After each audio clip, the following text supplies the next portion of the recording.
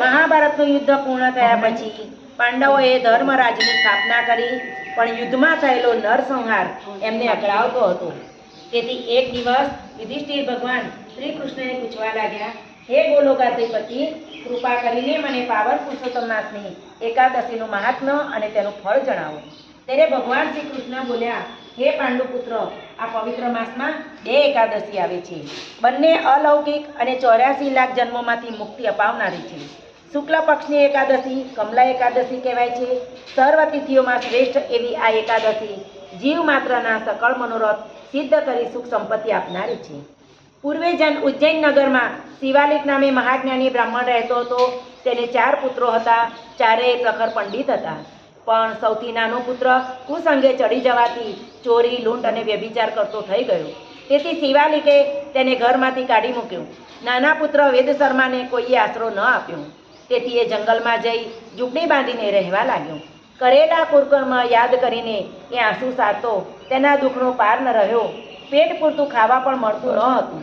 દુઃખોથી ત્રાસેલા વેદશર્માએ પ્રયાગ સ્નાનનો વિચાર કર્યો. તાડ તડકો વેઠતો એ ત્રિવેણીના તીરે આવ્યો. પગમાં કાંટા કાંકરા વાગ્યા છે. વસ્ત્રો તાર તાર થઈ ગયા છે. સવારથી કંઈ ખાવા મળ્યું નથી. આંખે અંધારા આવે છે. તોય તેણે પ્રયાગમાં સ્નાન કર્યું અને એક વૃક્ષ નીચે આરામ કરવા લાગ્યો. એ જ વખતે મહર્ષિ શૃંગ પોતાના શિષ્યો સાથે ત્યાં આવ્યા.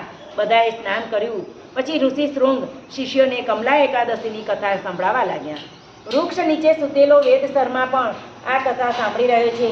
કથા સાંભળ્યા પછી એમણે વિચાર કર્યો કે આમ પણ હું સવારનો ભૂખ્યો છું, હવે ઉપવાસ કરી જ નાખું. કદાચ મુજ દુર્ભાગી પર પુરુષોત્તમ પ્રભુ કૃપા કરે. વેદશર્માએ તત્કાળ ઉપવાસનો સંકલ્પ કરી લીધો અને પુરુષોત્તમ પ્રભુની માળા જપવા લાગ્યો. મધ્યરાત્રિના સમયે મહાલક્ષ્મી પ્રગટ થયા અને વેદશર્માના મસ્તક પર હાથ ફેરવીને કહેવા લાગ્યા, હે વત્સ, હવે તું જાગ, હું તારા પર પ્રસન્ન થઈ છું. વેદશર્મા સફાળે જાગી ગયો. દેવીના ચરણ પકડીને પૂછવા લાગ્યો, હે દેવી, તમે કોણ છો? મુજ પાપીને કયા પુણ્ય બળે દર્શન દીધા છે?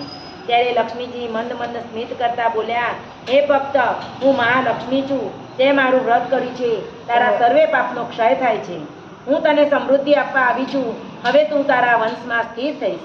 કમલા એકાદશીનું વ્રત કરનારના દુઃખ દારિદ્ર્યનો અંત આવે છે. વેદશર્માની આંખમાં હર્ષાસુ આંસુ આવી ગયા. લક્ષ્મીજી આશીર્વાદ આપી અંતર ધ્યાન થયા. લક્ષ્મીજીની અનહદ કૃપા થવાથી દુષ્ટ વિપ્રપુત્ર વેદશર્મા મહાપાપીમાંથી પુણ્યશાળી બની અખૂટ ધન ભંડાર પામ્યો. જે પિતાએ એને કાઢી મૂક્યો હતો એણે જ તેને માન પાન આપ્યા. આખા નગરે તેના સામયા કર્યા. ભાવથી વ્રત કરનારના સર્વ પાપ થાય ક્ષય. એવી અલૌકિક એકાદશી કમલા તારો જય. બોલો પૂર્ણ પુરુષોત્તમ ભગવાન.